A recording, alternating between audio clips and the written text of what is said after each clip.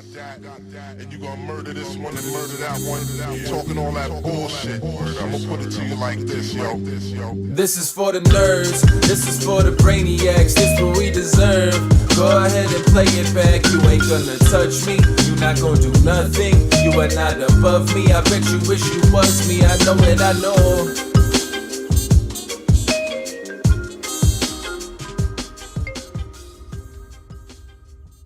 What is poppin', everybody? And welcome back to another special episode of the Only Friends podcast. Well, you know, it's me and my only friends, which includes, but is not limited to, my boy Guapito. What's poppin'? Connie, if I'm wearing a cutoff shirt, man, do not cut to me. Please. Why? What do you mean? Look at those guns. Yeah, you're all buzzed up. What do you got? We got a little hair tie-in. Yeah.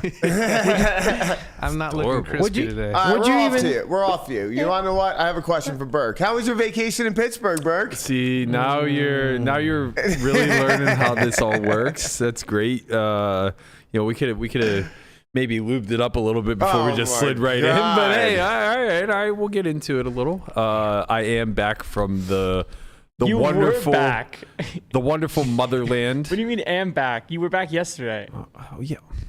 We know, Landon. Fucking we know. Okay, yesterday we gave you your shine. All right. Today we got stories to tell of the great Northeast, if you will. Excuse me. No, cut it off. You mean Midwest. The North Atlantic, if you will. And I will, Brian. I absolutely will. You already know it's on the other side of the Connie-Dixon line. It's in the Midwest. I will say, never has there been a time in all of my trips back to Pittsburgh where I've seen a harder carve out, so to speak, of Trump territory versus Kamala territory. Okay. It's a much more rigid, like it's very clearly rigid, city blue, everything else. Let me tell you, not blue. I was home a couple weeks ago, and my parents live smack dab in the middle of Trump country. Oh yeah. When It's just Trump signs everywhere. I was talking, this is going to be a very... I mean, Armstrong County went like 70% for Trump, I think, last election. Yeah, So. yeah. But I mean, we border Westmoreland. Anyway. Westmoreland's not much better. Neither here nor there. Gotta get to Allegheny County. This is gonna go down a diatribe that we should definitely avoid. But hey, here we are. It's a bet picker. I was talking to Skimpy about this, who, for all accounts, I think he's always just been the one beating the drum of being fiscally conservative, and we grew up poor. We don't give a fuck. Yeah. Money's money. Torch it. But I was saying, like, it's very clear to me that, like, the area we grew up in has gotten a lot poorer. Like, for sure. When we were kids, it was a steel mill town. It was a thriving steel mill. Yeah, Allegheny Ludlam was still thriving, and for it being a very tiny little hole in the wall stop between. It probably was in decline, but now it's like fully in decline. I mean, we went from having like tennis courts and playgrounds to a methadone clinic that is right outside the outskirts of town. So like basically a lot has shifted. It's become a lot more of government housing, and it's a lot lower income than it was. The average median income for sure has dropped in Leechburg. Right. But I was asking him, I go, do you remember knowing Republicans when we were kids? And he was like, no, like none.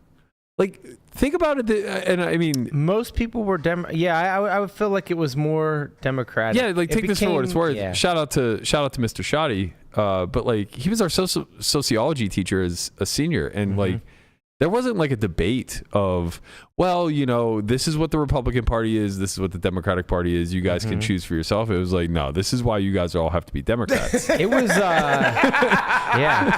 it was for sure Clinton country. Yeah, and I guess that's true. It was a thriving time around Clinton. Right. The economy was doing well. Listen, you guys are poor. You need to vote Democrat. You need to raise the bottom. You need something to go on. There's something to that, but.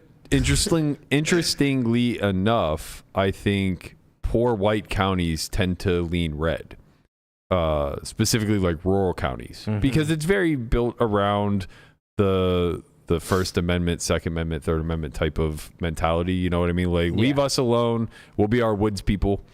And my dad's very much like this.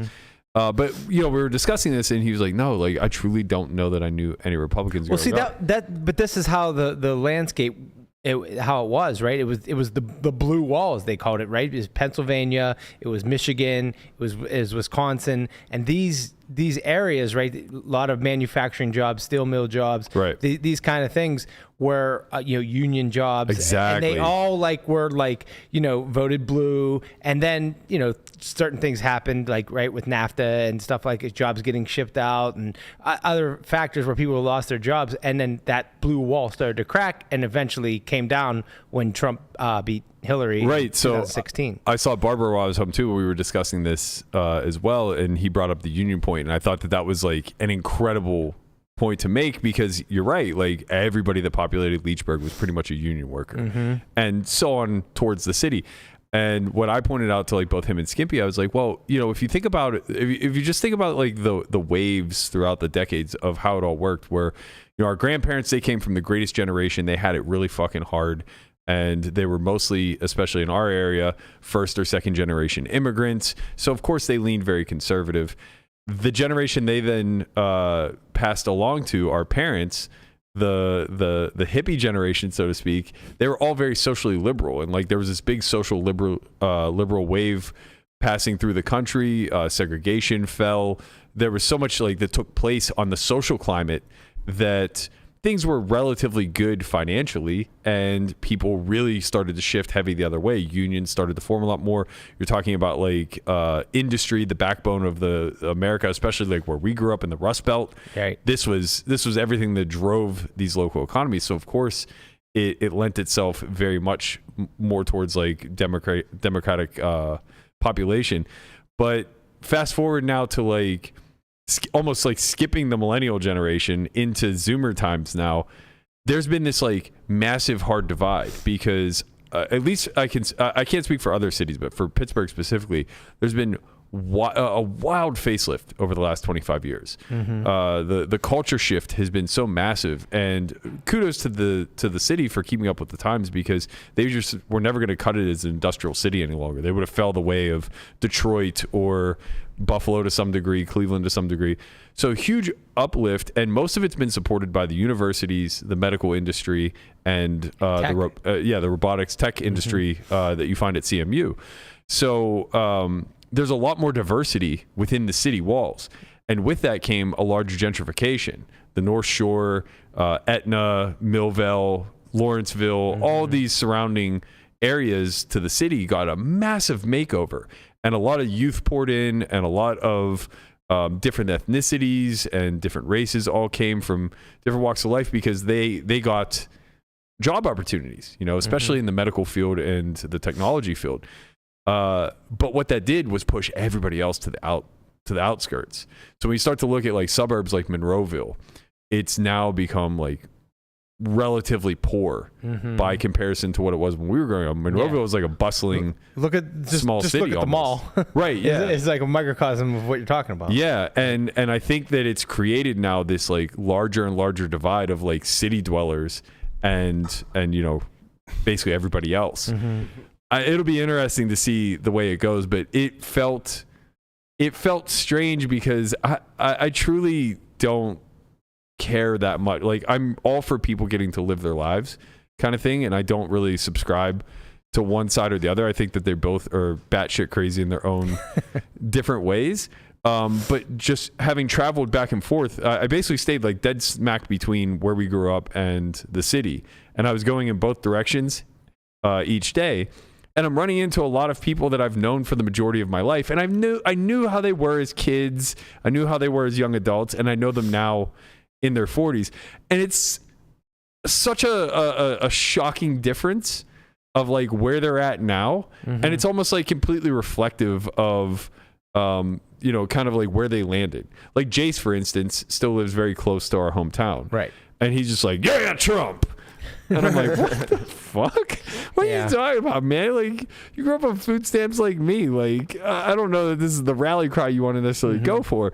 But then, like, you know. But he's also surrounded by that. Exactly. And it's like, I don't think he, like, maybe, you know, I can't really speak for Jace, but I don't think that he has, like, you know, like, a strong feeling one way his or thing, the other. his thing like, is like I don't completely think fair. like he thinks about Trump. His thing is completely fair. He wants wants a new house and he wants interest rates to go down, and he thinks that's going to be tied to that side, and that's totally fair. Honestly, like, the more I talk to people, that's the way that they tend to vote, is just strictly with their pockets. Right.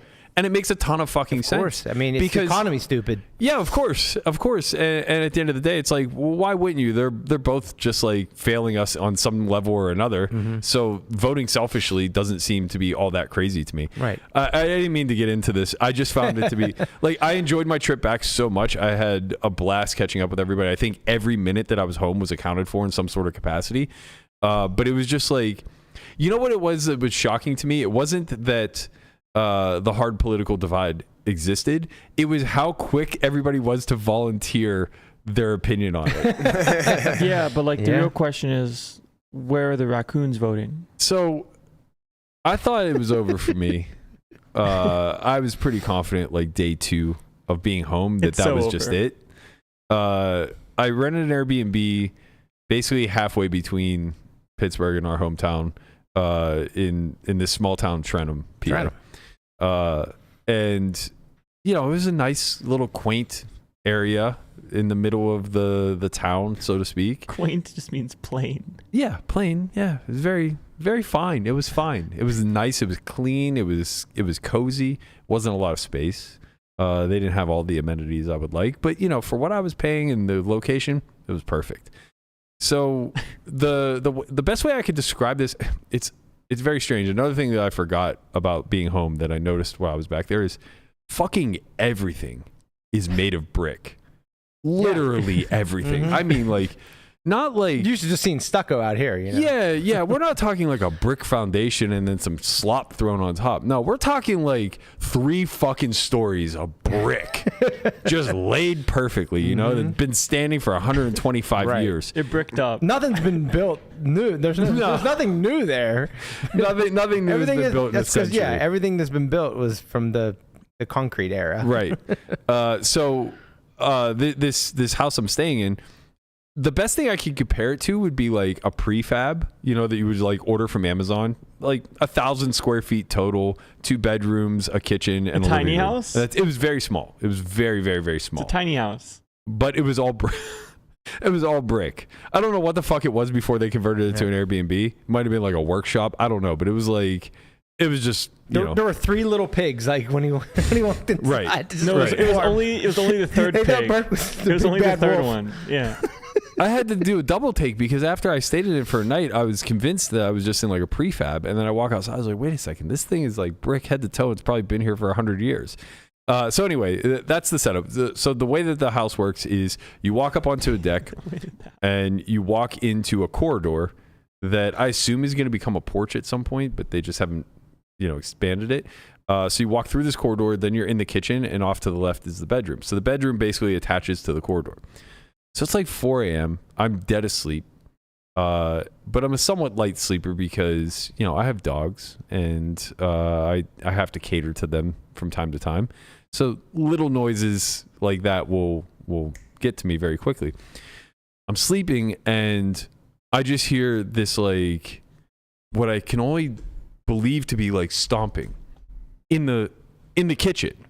Like, I'm just convinced that, this is it. We've got company. I don't know why they chose my Airbnb. The first thing that went through my head was the owner double booked and some asshole's just coming in at 4 a.m. And then I was just like, well, that can't be true because I have the key. Yeah. Like, I took the key out of the lockbox, so it's obviously not that. So it's either the owner himself or I'm under attack.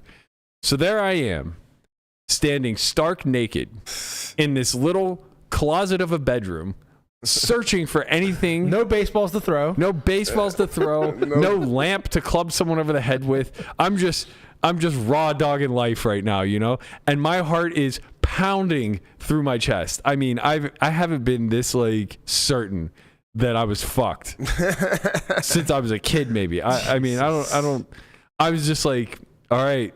Didn't even have time to put pants on. I'm just standing by the door like, all right, this is it. But you're baseball-less. I'm not going down without a fight. They're going to have to come in clubbing.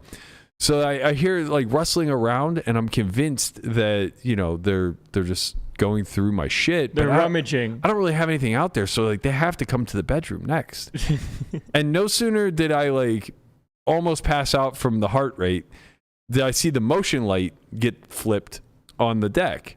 I was like, okay, they're leaving, I guess. So I'm going to peer out the window and see who they are. I pull down the blinds and I take a look to the left where I get a clear shot of like the top of the deck. And there's a fucking family of raccoons doing like gymnastics right in front of the door. Like they must have just been. They weren't even in the house. No, of course they weren't in the house, but they must have been like playing with the door in some sort of capacity that was reverberaing. They were doing some hood rat shit with their friends. Man, I was just. That was you basically. That was me. I saw. Get the hell out of here! It's unbelievable. This video. Dude, he's not letting go. That looks like. Well, he doesn't want to get fucking chucked. Oh, jeez. Somehow I felt Peter is not going to be happy about #end that. raccoon hate. Somehow I felt bad for both the raccoon and the person in that video. So yeah, these are my people now. Did you domesticate them, bring them in? I thought about it. The baby looked really cute. Mm-hmm. It's like a thing now on like Instagram. I just scrolling through Instagram and just see people with like baby raccoons. Pet raccoons. Pet raccoons, pet caracals. Berkey wished that was in his algorithm. Yeah. You know what Berkey's algo looks like? Dude, my algo is fun. Honestly, between Melissa, bowling shoes. Between Melissa, Jesus Christ, that was Berkey on the porch. That's definitely. Those are some fat fucking raccoons. Yeah, Holy shit. Was there that many? They're eating good. What do you mean? They getting glizzied up, man. What is that? Oh, yeah, those are hot dogs. Oh my god. Yeah, that's the WSOP cafe. This is like survival of the fittest too, because he's just doling them out. Like that one fat one doesn't leave. He's got like 5. Yeah, he's ready. That's amazing. So yeah, I self-identify as a raccoon from now on. These are my people. That's gonna be you after you like retire. I'm a trash panda for and life. Are finally done with the podcast. They're so fucking cute. Honestly, like I'm surprised nobody. Look, I like to pretend like we were, just a stone's throw away from the city, which we weren't that far, but. The fucking Coil and those guys, I mean, they were just out like looking for animal life on the weekends for fun. Yeah. Like, you guys want to go drive around the backwoods of Shenley and look for raccoons? What the fuck did you say? That's what they did, man. Possums. Oh, the possums didn't stand a fucking chance. They just took baseball bats I around. hit a possum once. Yeah? When I lived out in Ocean City. That's unlucky. I didn't know what the hell it was, but yeah, apparently it was a possum. Oh yeah, you don't get those here. No. Part of the I remember I freaked out marsupials. 'cause I saw a Armadillos squirrel. around here. No armadillos. Scorpions. Here. No. Where's that? Texas? Texas, yeah. Some armadillos in Armadillos. Texas. There's armadillos in Florida too. Really? Yeah, I've seen a couple. How about them gators? I Gators wonder are there. if Swamp they. puppy. I wonder if because I don't imagine armadillos are a native species to Florida. I don't know, man. I They're wonder just if they around. were imported like the Burmese pythons. Yeah. You need that guy Garrett. You ever see to the go- Yoink guy? Yeah, that's what I'm talking about. Yeah, Fishing yeah, Garrett. Yeah, yeah. he's like, he needs a 20-foot Burmese. Yeah. Yoink. Yeah, he just goes to Florida and wanders around the swamps at night. Yoink. This little swamp puppy wants to take my toes. Gotta watch out for that one. Was it just one night with the raccoons? They come back. They came back, but I was, were at that point. acclimated That, to you them, knew what to expect. Yeah, I was acclimated at that They point. came- Berkey was out there back. with the glizzies. He was prepared. He was prepared. Yeah, you had to feed them. They're your security. These are was- my people now. Right, yeah. It was they're a wonderful group, I feel like I could become one of them. Yeah. Yeah. The way they navigated the deck, I mean, it was impressive. They looked like the United States gymnastics team. Got to survive, Yeah. They're Hey. pommel horsing. God bless them. So yeah, that was my trip back. Had a good time. Mm-hmm. Got to see Skeens, Yeah. all his glory. He's good. That was the last hurrah for the Pirates. He didn't even pitch good, did he? Yeah, he threw well. Yeah, he did. Gave up 1 or 2 earned, I think. Oh. Maybe 1 earned, 1 unearned. Man, they suck at defense. They suck in so many regards, but Brian's finally. they hit 2 bombs. I've capitulated. Finally. All you needed was a couple bats. That's the other thing. Nothing like a 10-game losing streak to bring you back down to earth. Right. That's the other thing about being home that I really appreciated and I'm looking forward to, because not only is all of national media totally out on the Steelers, but the Yinzers have already started. Yeah. They're fucking Russ is cooked for sure. Russ is While cooked. we're on this subject, I mean, in the car, we almost got a bet down between you and It was Conrad. close. I mean, we were talking about Steelers being in last close place. about anything. I think we're close. Where are we at here? We're like Ayuk right now with the Niners. Well, Close. to give context, Berkey said he looks right. He looks right at Conrad. He goes with this wry smile. Did you know that the Steelers have never finished in last place in the AFC North? It's true. Obviously, I responded that's going to change this year. Yeah. So I think there should be a bet. And I said, would you like to wet? Right. Would you like to bet? Would you like to wet? I mean, I don't want to. I feel like these kids can get it together, or this Oh, kid and no. grandpa. These kids. I like Justin Fields. I don't think he's bad. He's bad. But what can he do when he's on the bench and Russ is the starting quarterback? He won't be starting for long. Russ isn't going to make it out of week 3. I'm very sure of it. He had like a Bro's great cooked. year last year. Yeah, but well, he had statistically a good year, but it kind of looked better on paper than it did in practice. I mean, he's not the future. I don't think he's the now. The young, fast quarterback is the future. No, I don't think so. No? There just aren't. There is no future. Well, I mean, there aren't a lot of look. Everybody's really high on Fields. I'm personally, I just have never really been high on OSU quarterbacks, period, or even Big Ten quarterbacks. To be quite honest, Drew Brees is like the last one I can. Oh, I guess Brady. CJ Stroud. was before Brady. It was close. CJ Stroud might be the truth. He CJ legitimately Stroud might be the truth. Is the best. He might be the truth, and he might be the next Big Ten quarterback that passes the torch. But look at this generationally. We're talking about Breeze, Brady, huge gap, and then CJ Stroud. And it's not like there weren't some number ones that came out of that fucking huge gap from the Big Ten era. You know what I mean? Like, we had a lot of OSU quarterbacks go number 1 overall, and they've all flamed out. I just don't think that quarterbacks in college, like Tebow's another great example.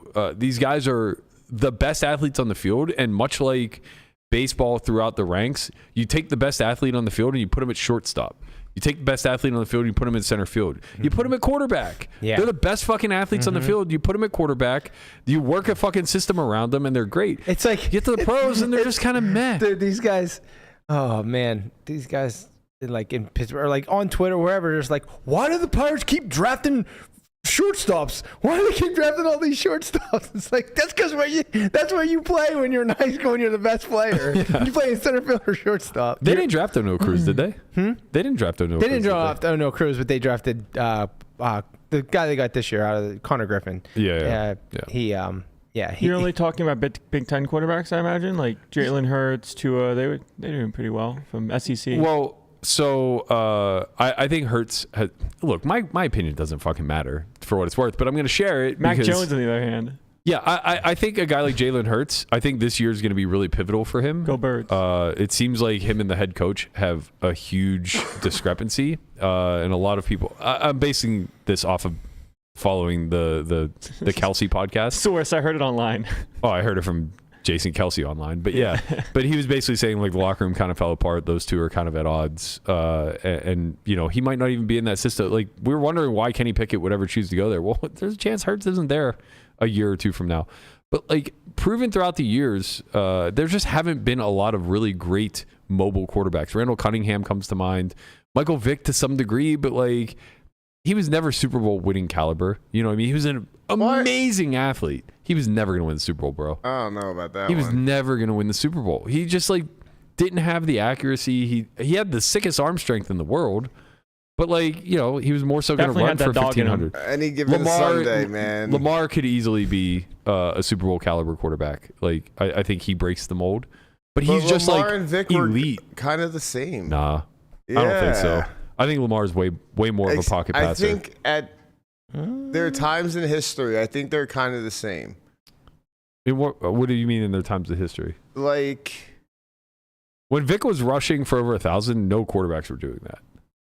He was a running back who threw sometimes. Yes, but at the same time, like I feel like that's not Lamar. You know, Lamar and I think Mahomes are a lot closer Yeah. The difference is that like Mahomes is running to like extend plays To throw the ball. I think that's where the mobility, like I think that's what you're looking for when you're talking about him. Mahomes runs when he has to. Right. He runs when he has to, and he's he- very good at. He understands the moment. Like I need to run right now, Right. and goes and like his decision making. I think when you're talking about like young, fast, agile quarterbacks, what you're looking for is escapability more so than somebody who's going to rush for 1,000. Yeah. You know what I mean? Like you're not trying to replace the running back position. Those yards are nice bonuses. Look at Allen. He's kind of the same way. Another right? good Like, example. yeah. I mean, not quite as elusive or fast as, I mean, as he's these a other great guys. runner. Like when he, Sure. you know, he's gonna have a lot of yards when it comes by the end of the year, but he does it like when he needs to, and he also has an absolute cannon. Yeah, And- I think this is the last time I'll say anything nice about Lamar because yeah, please. I'm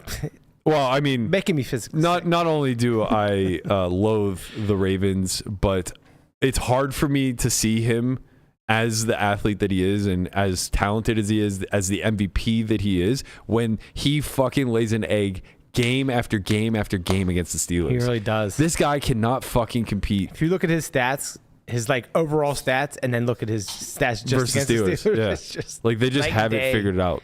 Yeah. Man, what a great start to the podcast. Can't beat him, join him. I would do this every fucking day Right. if we didn't lose our entire audience. That's okay.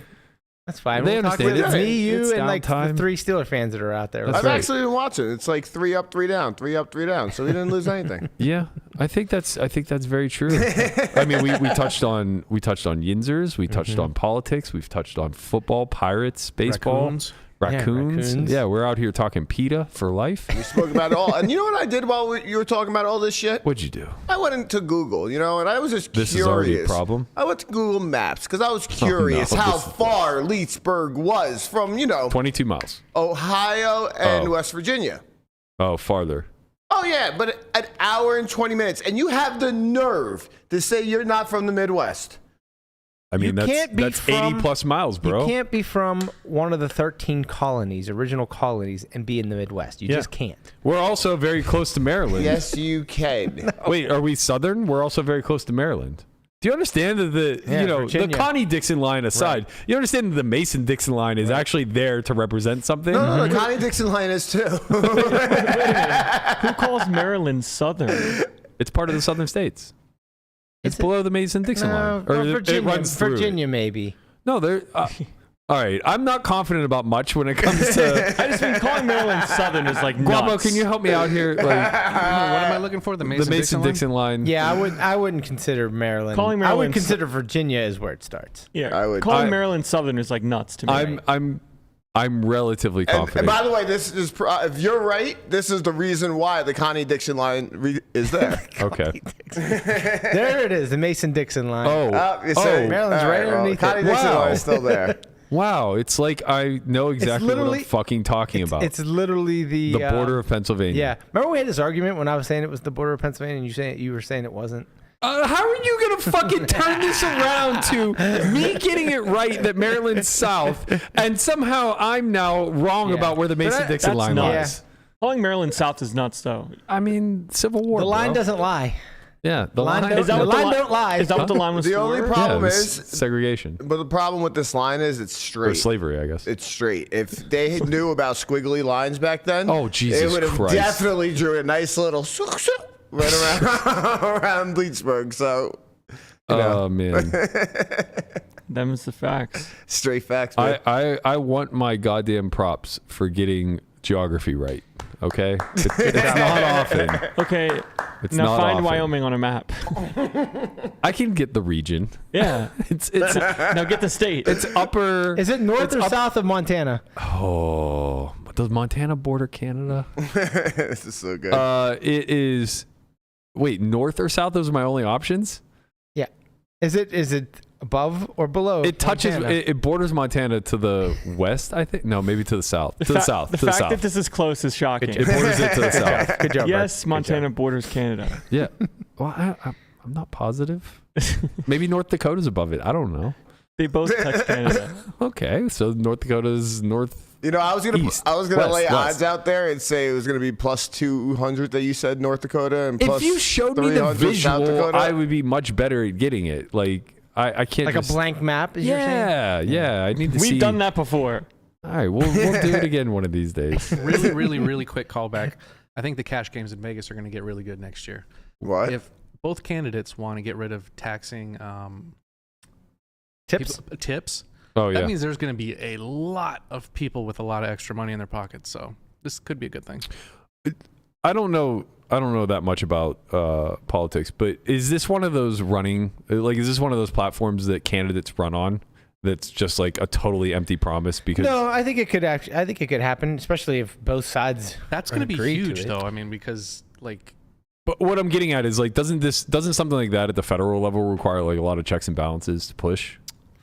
I mean, it's probably basically you'd probably have to get some Or sort could of you tax law passed. So you would have to go through. It would have to go through the system. So you have to go. Yeah, that's what I'm So saying. you have to have a bill, and then it would have to get passed. Like if they do their tax plan, right? And then have it go through the House, have it go through the Senate, and have the president sign. I'm always leery of shit like that. Yeah, of course. You know, it's easy to make those promises. Right.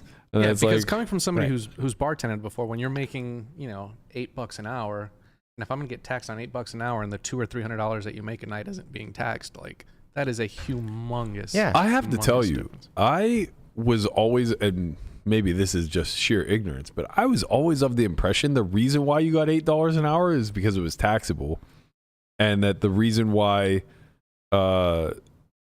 or I guess like the like rest the tips didn't get taxed because Yeah. you taxed $8 an hour. Yeah, it was like under the table. So it's tip compliant. So it's assumed for every hour that I work, depending on the place that you work at, that you make They average it out. $15 an hour. So they add that onto your check. So when I went to go get a paycheck, you just fuck, don't that's get brutal. you just don't get a paycheck. So I remember this Yeah. being like $4 or $5 an hour, like back in well, the on It the used East to be Coast, it was less. worse. It used to be less. Yeah, bartended, okay. when I That makes bartended sense. at Secrets, I made like $2 or $3 Yeah. an hour. Yeah, that Yeah. makes a lot of Yeah. sense. So like the minimum wage, right? For the minimum wage for someone who makes tips is less than a non-tipped worker. Like so, like Right. a waitress would. Yeah, I guess yeah. I guess also now most tips are digital, so Exactly. it's all going through the system. all tracked, It's all right, tracked it's all anyway. tracked. Like So you're it's not going hiding to it be a unless really- you're a stripper. Yeah, it's going to be a really large portion of Vegas that is. I mean, they're going to see a huge boost to their income if that's. And you're suggesting they might gamble. Of course. An extra 25%.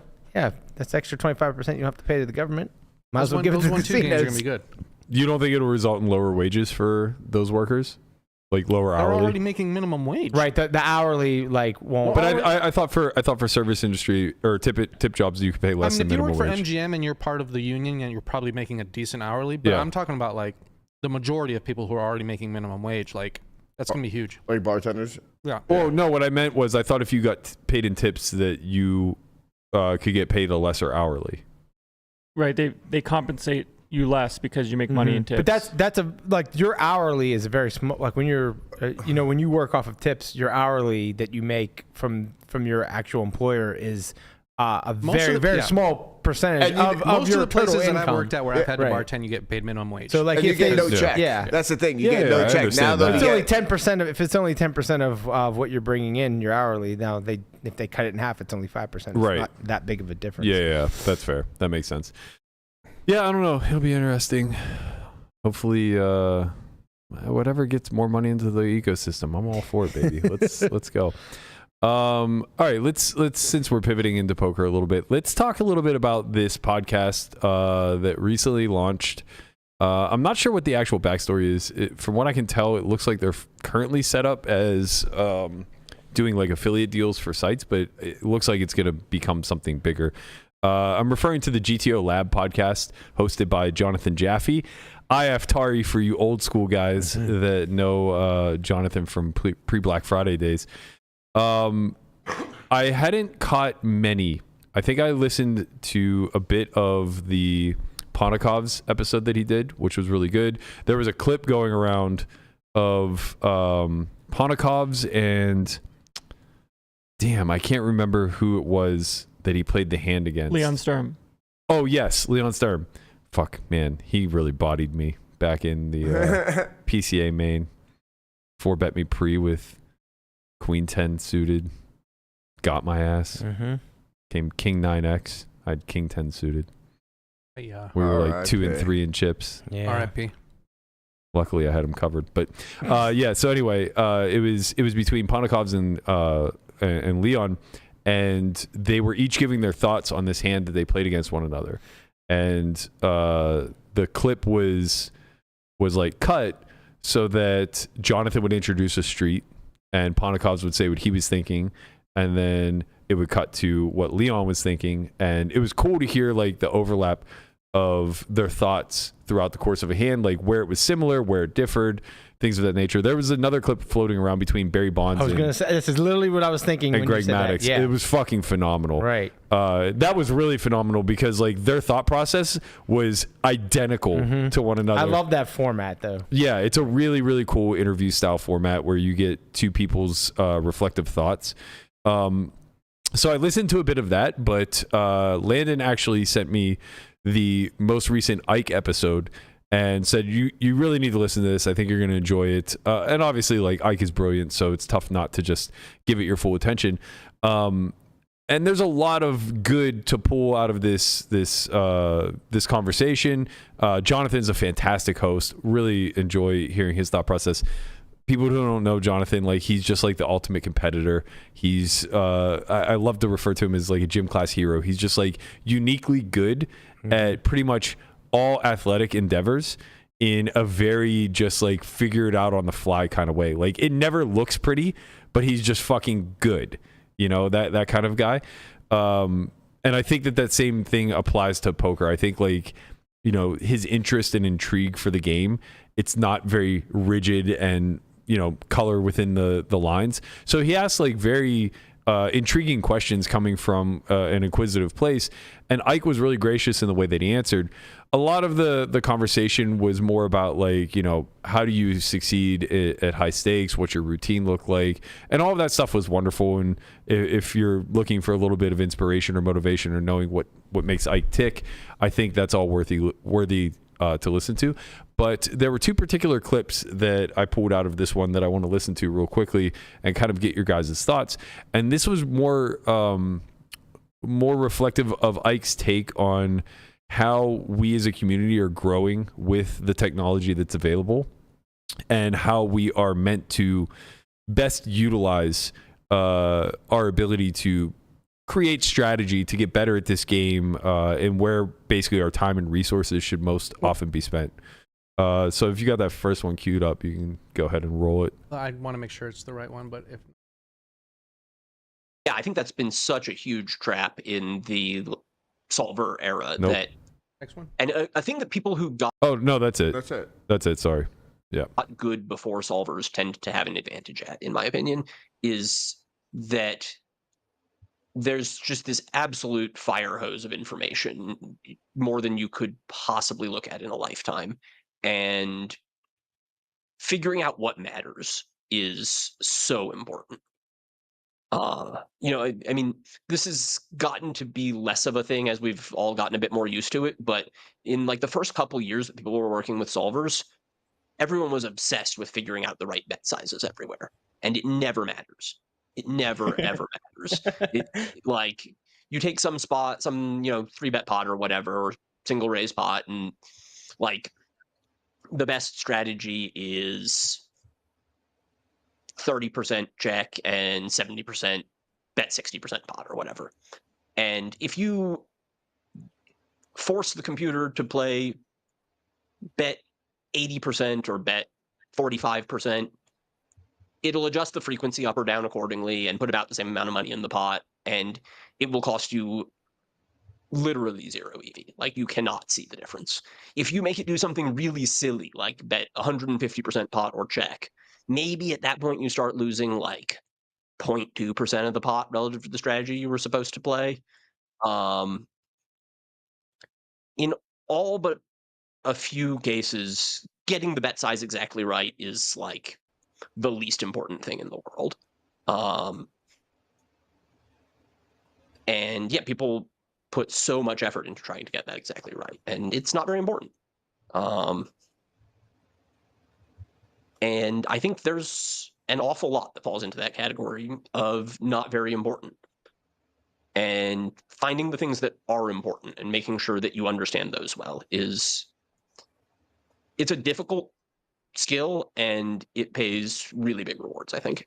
When you're talking about that, So one of the let me start first by asking Landon, what do you think of what Ike is actually kind of speaking to? Because I think to some degree, the points that he's making here kind of challenge the ethos of how you've gotten to this stage of your career thus far. Yeah. I mean, you and I have had enough screaming arguments outside of the podcast to get that part over with. But it's weird to kind of come from a place where you know that like the good players call it pre AI era, I suppose, like call it running your own sims. Like before looking at the AI and being able to see that there's no real EV difference, you kind of always wanted to be right. You know, like there's always like this big like needs to know that like you're playing a good strategy and like you take confidence in knowing that you know the right bet sizes. But now like that confidence kind of disappears in the sense of like bet 40% pot, bet quarter pot, like who cares? You know, like how much is this really going to affect your bottom line? And I think that that's realized more so now than it was before, where like back in the day, someone chose a wrong size on flop and it was supposed to be quarter versus like 67 versus like pot or like a jam strategy. It's like, oh, this guy's bad. Like this guy's just terrible. Like he doesn't know any better, because if he knew, he wouldn't do this. Where now, like, I feel like that's kind of gone away to a degree, especially when you're playing people at like, call it reasonably decent stakes, because they think about the game in their own way too.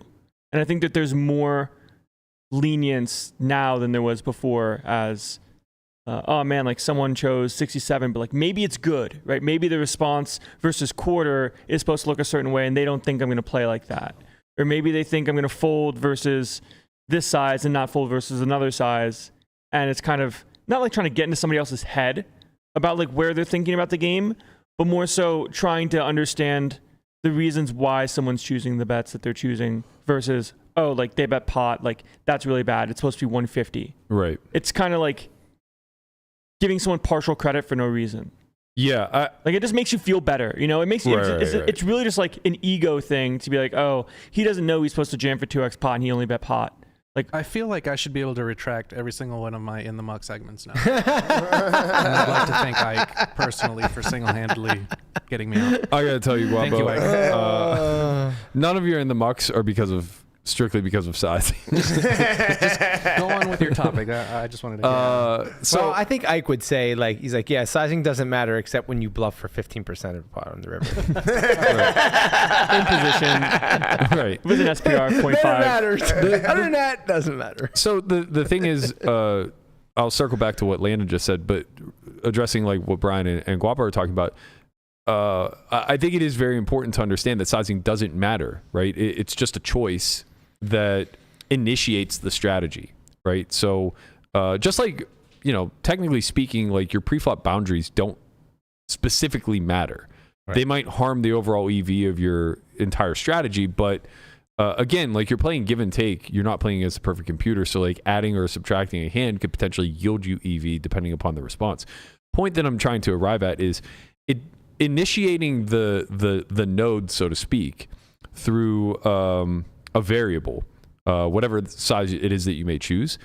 That's not what matters. What matters is the elicited response, right? So if Guapo chooses, sorry, you brought this on yourself. If Guapo chooses a size that's way too small for bluffs to really function, and he's loaded with bluffs in this particular line, then it just fails.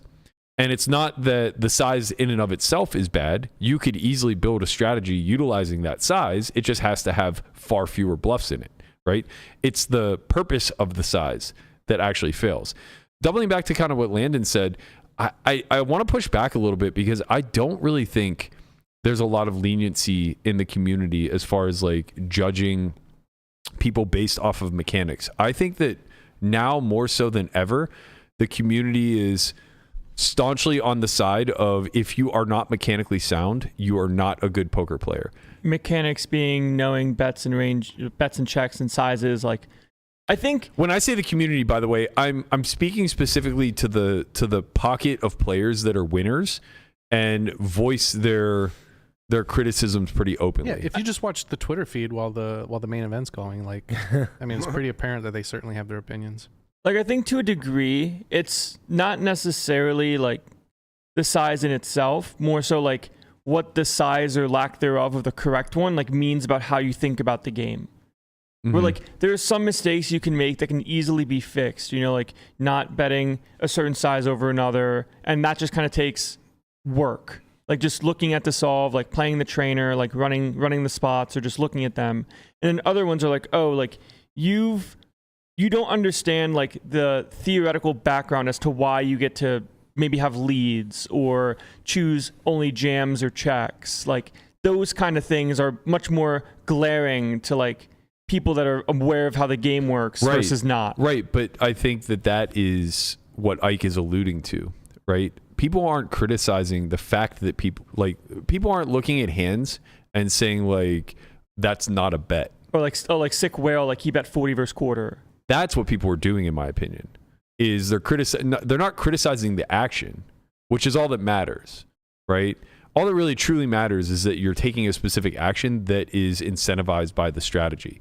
What's being criticized, though, are the mechanics. Like, it's not as precise as it could be, even though the bet might be accurate. Correct. This guy raises to too large of a size pre. He raises to too small of a size pre. His check raise was too big. His check raise was too small. It's kind of like the inaccuracy versus error I think so. type of situation. Right? It's that type of mentality. Yeah, it's just like, well, this is not actually an error. It's just maybe a little bit of an inaccuracy that at the end of the day doesn't matter that much. It's not going to be the end of the world. Right. Well, it's just not going to affect your EV. Yeah, that's what like what that, I was saying. At the end of the, like, really one of the biggest takeaways that you can have from watching this interview is understanding that what every decision is incentivized by is truly the impact it has on your overall EV. Mm-hmm. And I think people lose sight of that because they start to think in terms of how does it impact my hand? How does it impact my range? How does it impact my my ability to win the pot at a greater frequency? Like all of these things that are kind of warped with emotion, right? You want to manipulate an outcome. But the truth of the matter is, like, we have a lot of maneuverability within the realm of things that do or do not impact our EV. Yeah, like if something's going to win or lose, like a couple bigs per 100 hands, like this is by far not the most important thing in the world. By the way, I really appreciate something that he did in this interview, and it was not measuring errors by that standard. By that metric. He mentioned it a couple different times. He's like, yeah, I mean, like, if you find yourself on the river calling with a hand that, like, loses 8 big blinds in a 200 big blind pot, which is not what we're talking about here, right? That's important to qualify because he's doing it in pot share versus... which is the only way to measure errors. Mm-hmm.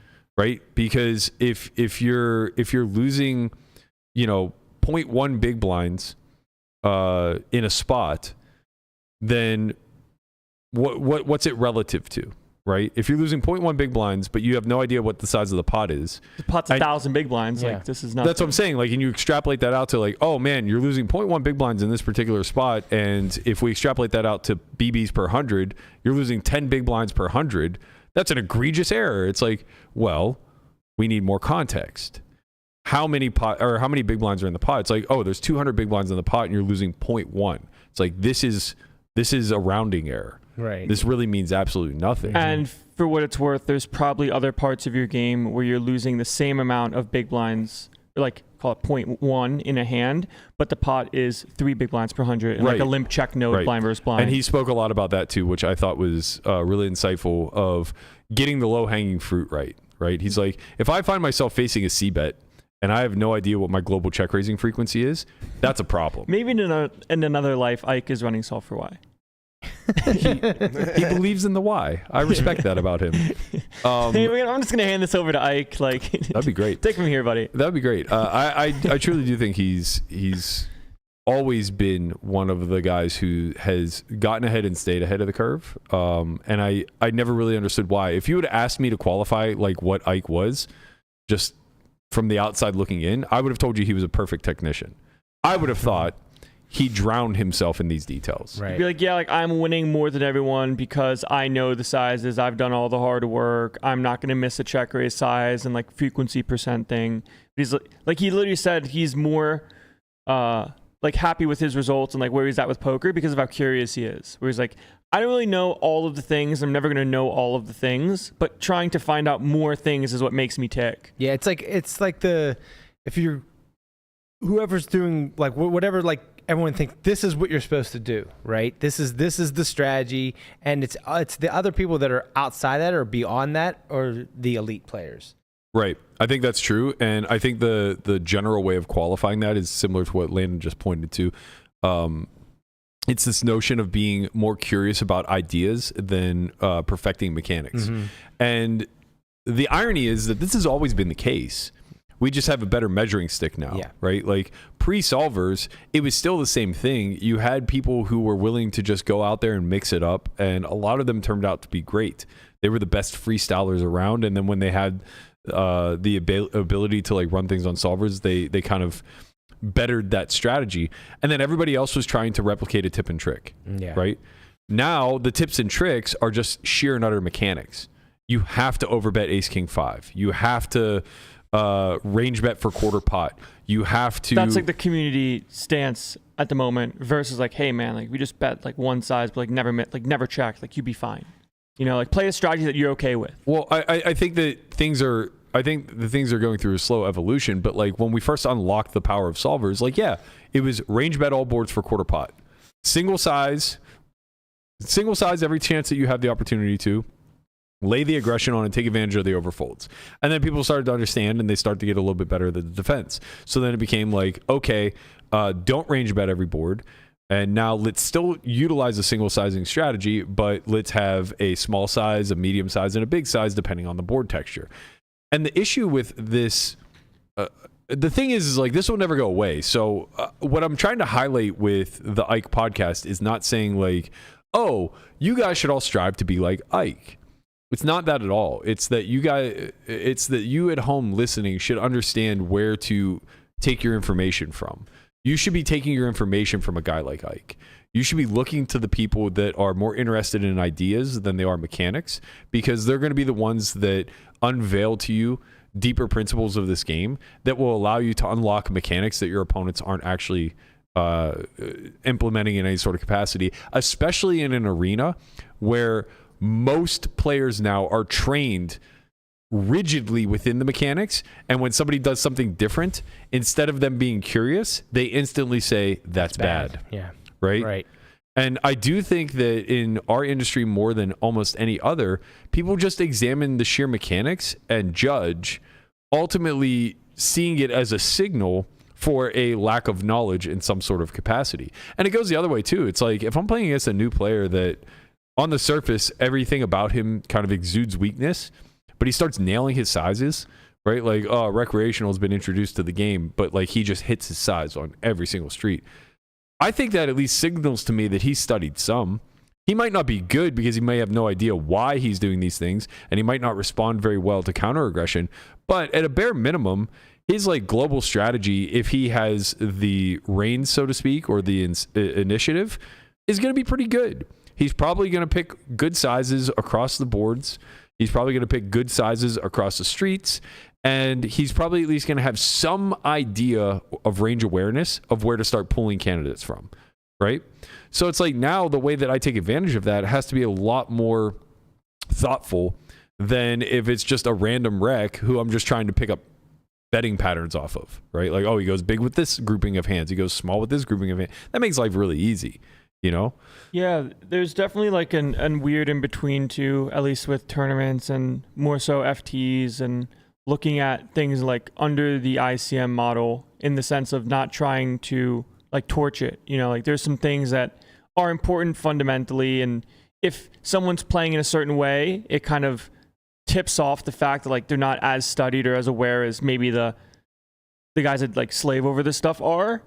And then don't you think though sometimes it might just mean they don't prioritize the same things? Possibly, right? Yeah. Possibly true. And that's kind of like the weird in between I think that happens a lot of times where it's like, oh, this might be like an ICM torch, but if they're thinking about like the future game or putting other things in more priority than ICM, like maybe they are torching some dollars in ICM, but if they get the result that they want or expect most of the time, maybe they win the tournament more. You know, right. It's hard to know what a right answer is. And to be fair, if you're teaching beginners, if you're teaching people who are early in the learning curve, you want to utilize the mechanics as a teaching tool, right? But you need to be learning from people that will couple that mechanic with a clearly illustrated purpose, right? The reason we choose small on this particular board is because we get to bet the entirety of our range due to the fact that we hold such a great range advantage that it will stress our opponent's range no matter what. Like, no matter what they hold, they're going to struggle to continue often enough, and then we're going to have a pretty wide target. Like, we talk about this at the Academy all the time. Like, a small bet will utilize your opponent continuing through with a wider range of hands that we have to shoot at on the turn, where we're going to come with a larger bet, right? It's a very simple metric. There's a very simple heuristic there. If you're just learning the mechanics without attaching them to some sort of heuristic, though, you're just doing the thing that whales have done since the dawn of time, which is find the best player in the game and just mimic everything that he does. Someone raises 2.5, you raise 2.5. Exactly. Somebody bets one big blind, you bet one big blind. Right. And yeah, I mean, part of the win rate for the guy that knows what's going on is they know what's going on. Exactly. And the issue with the person that's copying is you can't copy every node. Right. You know, like, you can't see how somebody plays when they call a check raise, or when they call a check raise and then face a check. Like, there's just a lot of different parts of the game tree that you can't just mimic. Mm-hmm. It just takes a lot of time to know, like, okay, how do ranges change based off of actions? And that's kind of the more important part than, machine says to just like float, and then when they check, like, stab. Right. Like, some things will like get you through it, you know, like I call it back in like, a couple years ago when I was playing mostly cash, like through Detox, like there was like guidelines of strategy to like just play good, quote unquote, good poker and like win money. But I didn't really know like why I was doing what I was doing, besides like trusting the fact that, people overfold when they do this, or people overfold when they do that, versus I don't know why I'm doing it. They're telling me it's good and I'm winning money, so it must be pretty decent. Yeah. But it's different than being like a good poker player, right. I suppose. We have a second clip where he kind of, he kind of, I guess, doubles down on this point a little bit more and gives a little bit more definition. So let's roll that. When you're talking about that, one of the things that goes through my mind is that you're not one of the only people who understands that. And yet in the high stakes tournament world, I think of you and Makita as two of the only people who are truly willing to practice it. And I think what holds a lot of people back is an unwillingness to be seen as not good or not understanding a certain concept. Mm-hmm. I feel like in the tournament world, there is, at the high level, such an emphasis on knowledge. And if you don't display that knowledge, or something appears where someone might think you're ignorant of a situation, that word spreads really quickly. This guy's out of touch. This guy doesn't know what's up. And I think a lot of people's egos can't really handle that. Or maybe they would be able to handle it, but they don't want to risk it. That being known, one of the questions I ask myself, and this is true of everything, it's not just high stakes tournament poker. I think, anyone who's not an antisocial sociopath cares somewhat what people think, but it seems like in the tournament, in the high stakes tournament world, there is a lot of emphasis on being seen as one of the best, being respected for your game by your peers. And I think that, correct me if I'm wrong, I think a lot of it comes from the fact that the variance is so massive that you can't just prove it like you can in some sports, where it doesn't matter that my technique's not right, I'm going to win. You can't really go out there and just say, it doesn't matter that I'm good, like I will prove it with my results. You might never get a chance to prove it with your results. And so it seems like this emphasis on being known as very good has a more controlling element in a lot of people in the tournament world's approach. Yeah, for sure. And I mean, I don't think you can underestimate the fact that the tournament world is so reliant on selling and swapping action too. Like, it is important to your bottom line that people think you're good.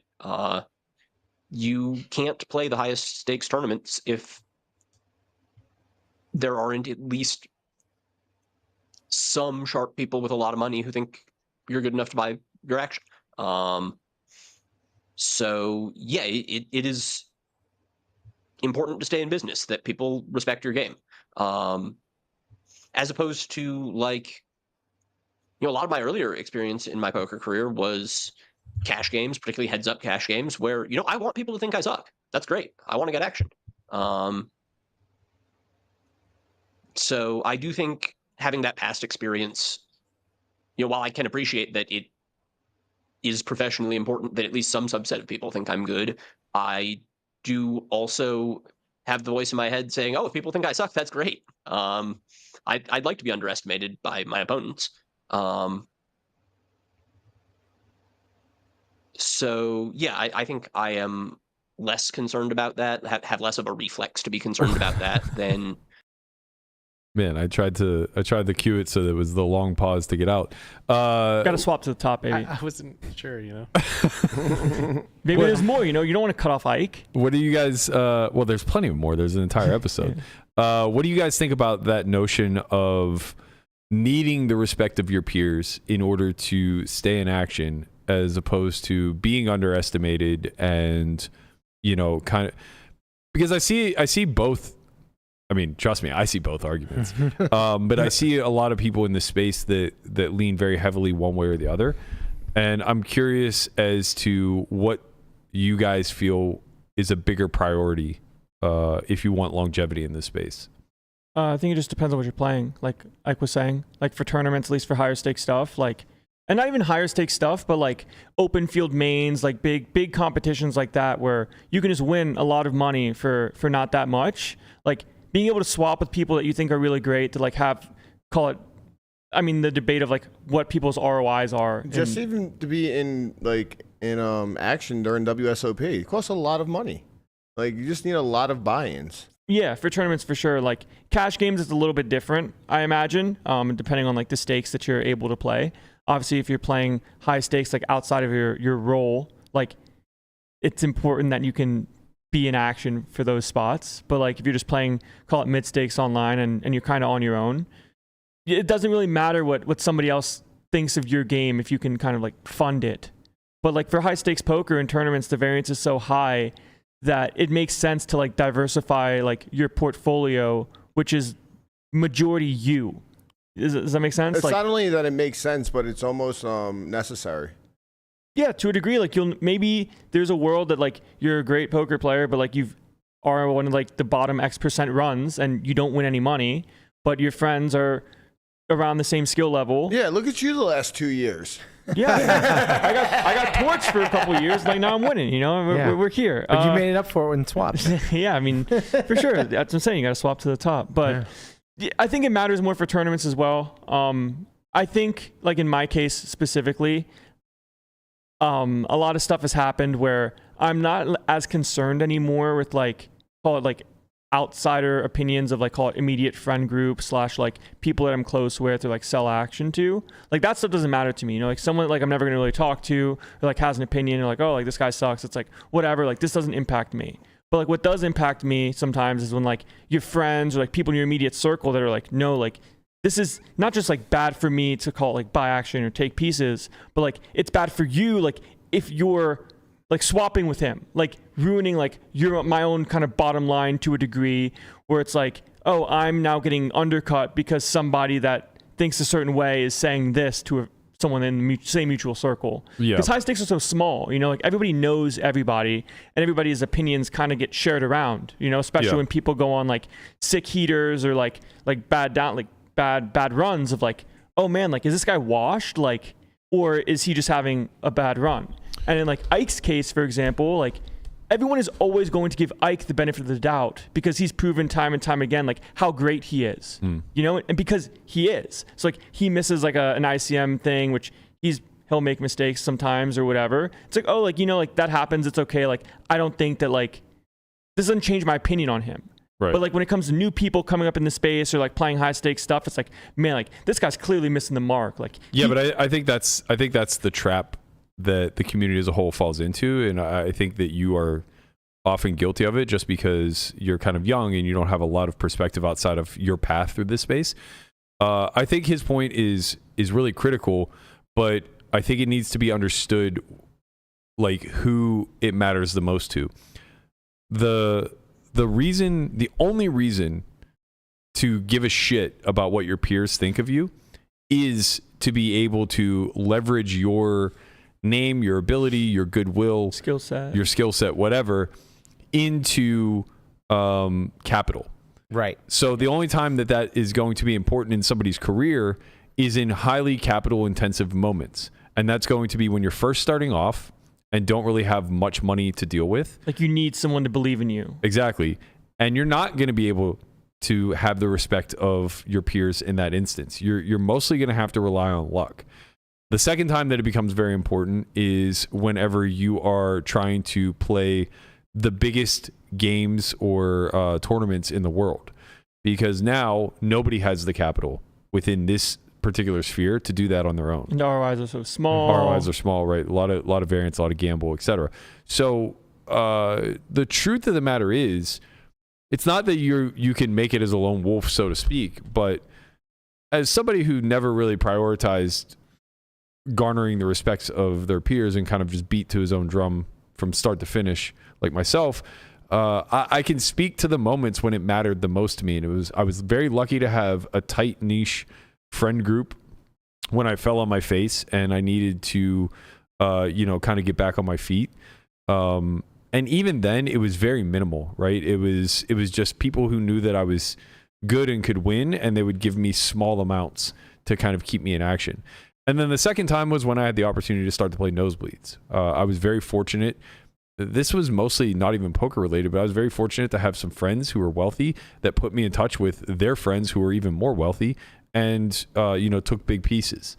So in both instances, like by and large, I've never benefited from like earning the respect of my peers and reaping the benefits. Now that's not to say that I'm good. I was just gonna say, you think that's a special case though? Yeah, I was gonna say that's not to say that's the common case. I think that you've also made money from like the disrespect of your peers. But Like, this guy fucking sucks. Like, let's get this guy in the game. But it's different with he said that. Right. It's different with like when you think about like high stakes cash and high stakes tournaments, right? Because like high stakes tournaments, people thinking that you suck really doesn't have that much of a benefit, right? You want people to think you're good, then you can sell at a higher price and you can swap with the best the other best players in the game. But when you're playing cash, it's almost like a tightrope where you have to walk, where you have to have a certain group of people think that you're good enough where they can fund you, but then the other people that are like either running the game or can get you in the game think you're not good, and you're not so good that you're going to be bad for the game. Cash is just more like predatory in that way. It's like people want to win off of others. It's just like a different, like in tournaments, system, like you want right? obviously like quote unquote bad people to play,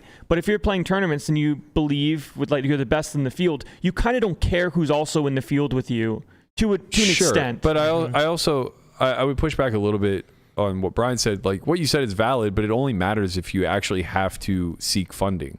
Like a guy like Lonis doesn't give a fuck what his opponents or peers think of him. And he doesn't care if he's an outcast because he doesn't need money. But when you're playing the highest of the high, but you don't have to play the highest of the high. You don't. I'm saying if you want to, if you're in these trying to play these. But even still, Lonis just wins. I'm pretty sure when he was coming. I'm pretty sure when he was coming up, he like needed somebody to, like. Sure, but it wouldn't matter at that point, right? Because like nobody would have. That's what I'm saying. Like when it matters the most to almost everybody's career, nobody has any vision over your resume. Gotcha. Right? So it's like you're just starting out. How can you have one? Exactly. You don't really have a resume. You just need somebody to take a leap of faith. Doing timestamps on podcasts. Right. When you reach the upper echelon and you start to knock on the door of playing the highest stakes or whatever, like even a guy like Lonis who, most of the like well-studied players in the world might not want a piece of, he's still going to be able to sell because there are enough people gambling that just see his resume and the fact that the guy fucking gets it done.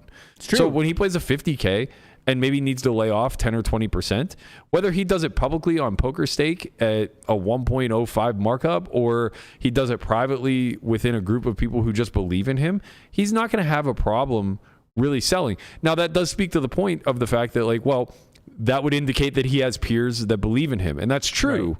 But it's also not the collective, right? Like I took Jonathan's question as, why are so many people trying to impress the collective? Why are so many people trying to... What does it matter if someone thinks you're good? Exactly. Well, there's also ego involved. That's what I think it ultimately comes down to. And that's why I think the game is so healthy and why it's here to stay for so long.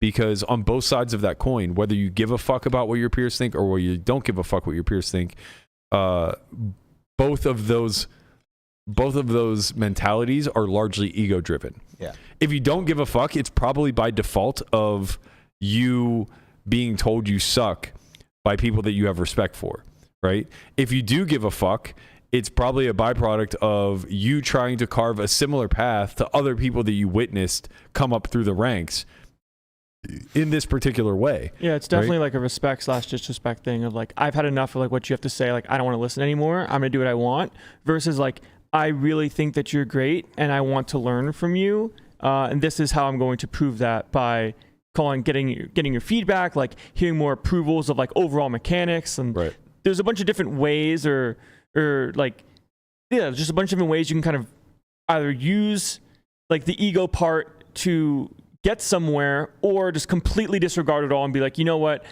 I've done enough listening, I'm just going to do what I want, and the results are going to speak for themselves. And the issue with like poker versus something like, I don't know, like a sport or like a weightlifting competition is like, you could be really good and just like go on like a negative run. Yeah. And to a degree, like your confidence can be like bolstered or shaken by your peers and what they think of you. Right. Of they're like, man, like I would not bluff catch the river here. But you bluff caught in a spot where you might be right most of the time, but you're wrong this time. Mm-hmm. And that is now like the be all end all of that tournament where you had like a really great chance to win a bunch of money and then you lit it on fire. Yeah, I think Seaver is like one of the best representations of exactly what Ike is trying to convey.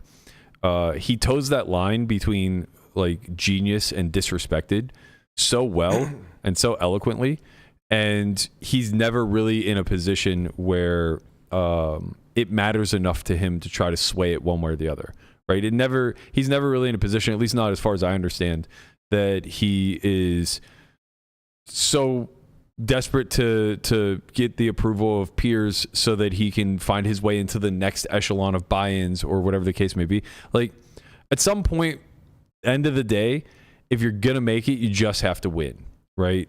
And just winning triumphs everything.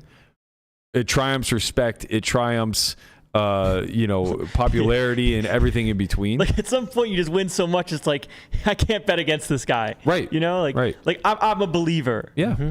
Yeah, and that's the thing is, again, I highly encourage everybody to go and watch the entire interview, but like they talk at length about just how little we have vision over what's actually happening, and like, I kind of talks about like what you should prioritize. He very casually said like, I don't go a day without being curious of a spot or a hand or something along those lines, and understand what he's saying when he says that. It's not like, oh, was my sizing good in this spot? Let me go look it up. Or is this actually a proper bluff catcher? Let me go look it up. That's not what he's saying. He's talking about like the overall complexity of the particular spot that he was in. It's like through this line. It's not about his hand. It's about just like how the ranges interact and like how much global frequencies are going on here. It's like, do I have a range bet? Like, do I have a check raise on the turn? If so, like, what are my combos? It's not just about, here's my hand, here's the spot, am I right? Well, more specifically outside of the low-hanging fruit, right? Like, he's not examining situations like that where it's a single raise pot and 4 big blinds in the middle, whatever. It's more so just like, okay, I got back raised in a spot where I have a very clear continued pre. Let's now unfold what's supposed to happen, because this is a pretty unique scenario that I'm not going to see too often. Yeah, like at some point you've done so much like basic work, but basic isn't like rudimentary or whatever. It's like just a lot of very crispy ideas and sizes. Like he's done all that stuff. So now like the things that are more important to him are going to be not as important as like the low hanging fruit for people that are trying to move up. Correct. It's like, I know how to play button big blind 30. If you don't know how to play button big blind 30 very well, you should do that first. Yeah. But like, I'm now at a point where I want to look at spots where it goes like open 3-bet and like, what's a cold call look like here? Because there's sometimes that happens, and some very like niche nodes of the game tree are still important to me, where if this happens, I want to know how to react. Yeah. Like that stuff's more like far down the line than playing the single raise pots well. I think that's just like the biggest takeaway that I had from it is like giving yourself the freedom to just be curious and not just try shit, but like try shit with a qualified eye, where you've looked at similar situations and you kind of have an idea that this may work versus a certain subsection of range or versus a certain player type. Just giving yourself the permission to color outside the lines and recognize that we're not emboldened to the strict, rigid machine strategy, because again, like what I think people overlook is when we talk about a simulation, just the term simulation in and of itself indicates that you set up a certain set of parameters and then you explored the way that it plays out. But the second that those parameters change, so does the simulation. And we overlook that because we're very lazy. So we like to just use our prefabricated preflop ranges. We like to utilize some abstractions or some extrapolations of like, oh, well, you know, if this is what it looks like in a under the gun versus big blind scenario, it can't be that much different if it's under the gun open button flat call, big blind call scenario, and the button folds the flop. Like we're guilty of doing this too because we don't really have any better ways to exemplify it, but it changes everything. It really does. Yeah, I guess I can like just use myself as an example here. Like one of like my biggest flaws when it comes to studying or it comes to improvement is more so trying to see if I was like mechanically sound or if I was right in like the certain instance of, oh, like how much do I get to bet this hand? Or like, can I bluff catch here? Where like the most important stuff, like for me for sure, is to kind of gain more confidence in the things that are lower hanging fruit. Call it like playing low jack button 40 and seeing a board and being like, okay, am I supposed to have like big bets here? Am I supposed to have small bets here? Like all of like the very like, it's not like basic, but it doesn't matter. It's hard. It's better to have an idea versus not. But I think you already, that's the thing. I have an idea, but I'm not always right. So what? That's the point. Right? Like that's the point. Like, kind of, but like Ike's already done the work of like knowing what it looks like in theory. He'll be like, oh, like I've played button big blind 100, like for many hours in my career. Sure. I know that like ace king 3 is going to play this size. Where for me, I'm like, I don't know. Like small seems okay. Like big bet seems okay. But like I don't have the confidence to know like I'm correct. Right, but I think what he's saying is like if you look, it doesn't matter. Yeah, that's the whole point. It just truly doesn't matter. As long as you're executing down the line, it's not going to matter. But like, look, the way he framed it is when it comes to sizing, so long as you understand where the barrier or the boundary is for the last hand that wants to put money in, and so long as you're able to put in the same amount of money over the aggregate for multiple streets, it doesn't really matter how you enter the node, right? It's why there isn't that big of a difference between betting and checking in a lot of situations, right? There's a significant difference in SPR moving forward to the turn, but so long as you're able to put in the same amount of money by the end on average, the strategies are just going to be different ways to come at the same problem.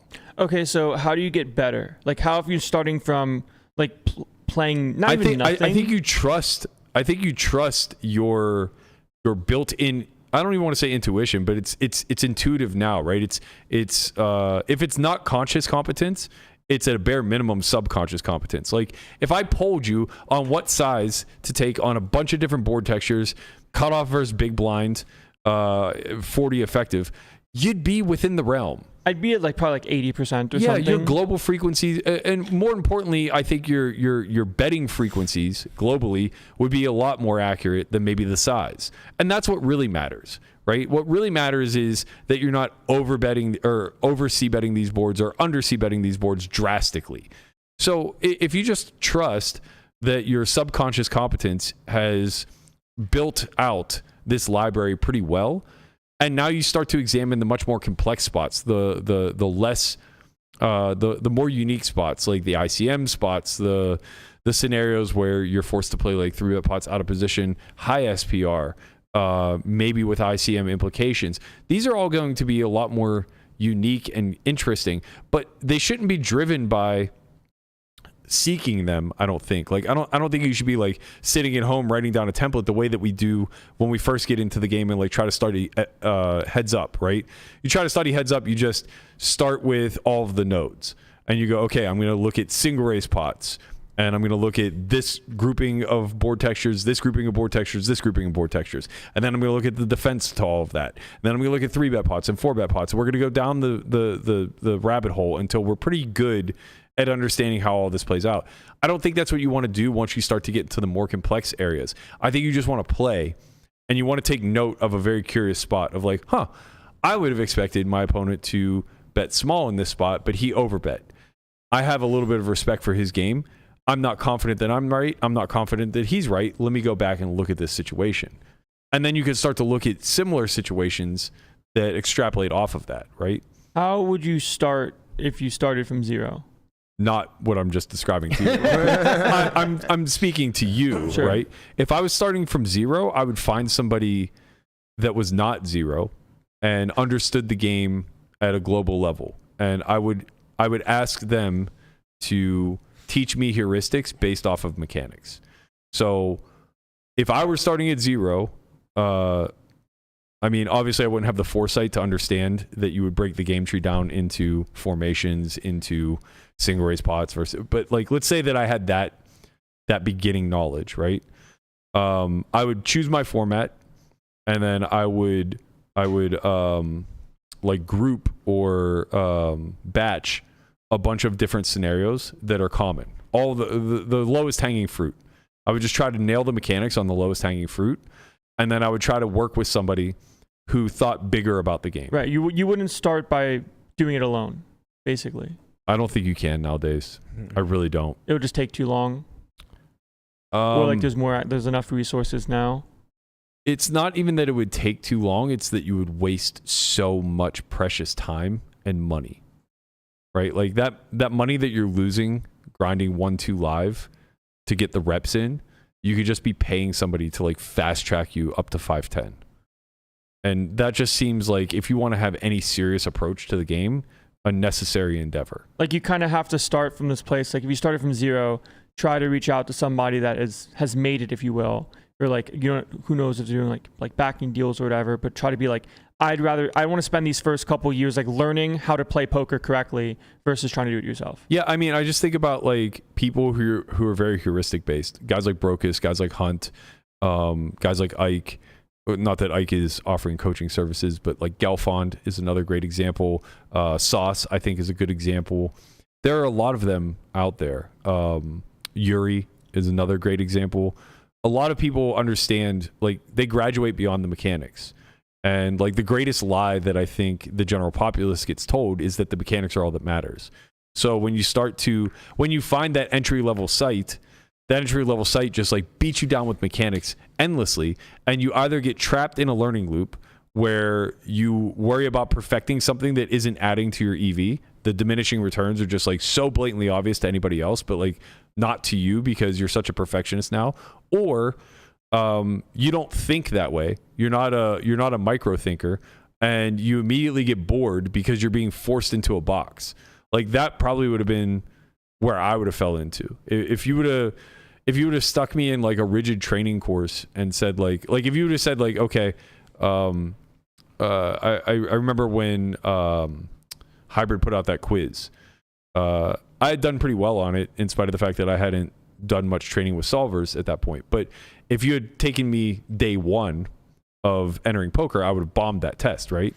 If they would have said to me like, okay, you need to get 90 or better on this test in order to actually be a competent poker player, I probably just never would have, right? Because the way to do that through the structure that they had set up. Yeah. We are hearing some techno. Wow. Did that go through to the audience or just us? Probably through to the audience. Sorry guys, just want to start jamming. If I would have been forced down that path, it would have just been a lot of rigidity, right? It would have been a lot of drilling.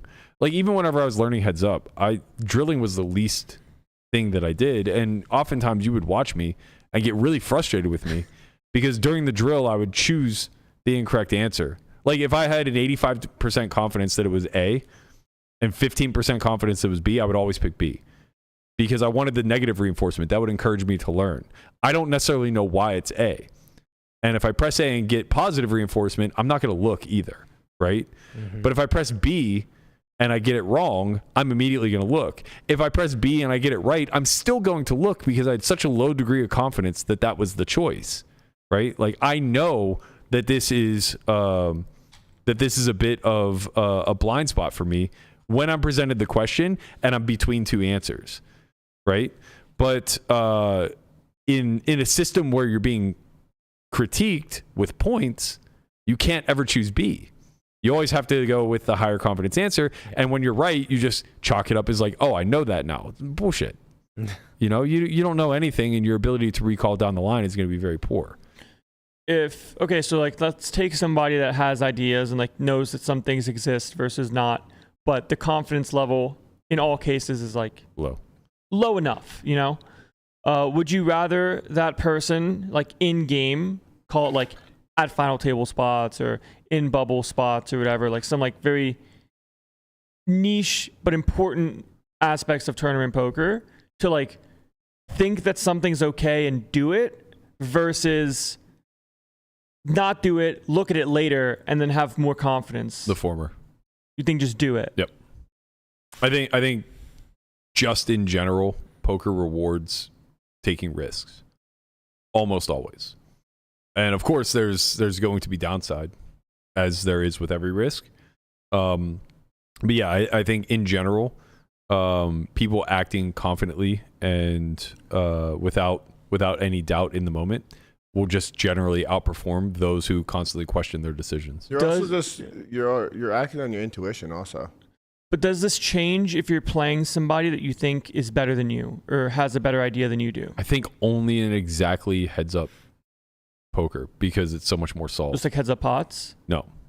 Like heads up, no actual limit. heads up no limit. Right? Because even in a heads up pot, the pre-flop ranges that we're starting from are going to be different. In heads up no limit, pre-flop is all but fixed, right? There just isn't a lot you can do either way. If you asked 10 professional heads up players to show you what their pre-flop ranges look like, pretty close. They're going to look really close, right? The number 1 player in the world to the 10th player in the world, their ranges are going to be very, very, very close, right? If you take 10 elite MTT players and you ask them for their ICM ranges in a particular spot at a final table, I bet there's going to be a lot more variability. Or even something along the lines of like Chippy V, like button open, you know, where like people, like you just take call it like 10 best, like with different kind of approaches to the game. Someone might be like, oh, look, I just want to play really good poker and I'm only going to open like the standard, like 50 some whatever percent. Someone else might be like, you know what, I don't think they're 3-betting enough, so now I'm going to open like 65%, right? There's just a lot more of like that stance of what is fundamentally sound versus what can I get away with. Right. But also the more strict point I was trying to make is that not everybody's running the same sims. How you run your HRC sims, how you set everything up is going to dictate the outputs that you get. So sure, we're talking about the 10 of the best and maybe they all run it uniformly the same. But I think I just think there's too much variability there. You know, I think every player that you add to the game increases the complications of the solve or the sim that you're trying to run, specifically starting with preflop, because it's a multi-way environment now, and that's very complex. There's definitely some differences too when it comes to like how people, and it's I guess like mechanically see like different 3-bets of like, oh, do I want to 3-bet bigger versus smaller, and that's going to change the range percentage to a degree. Exactly. Like, now sizing does matter, in the sense that these systems are very sensitive. It's like, hey, I've ran all these spots. I know that the sizing should be this with allowing these combos. Flats, not allowing flats, allowing limps, not allowing limps. Like all of these things are going to change the general premise that we start from. And in an ICM environment, which is relatively sensitive, a few hands one way or the other could greatly change the output post.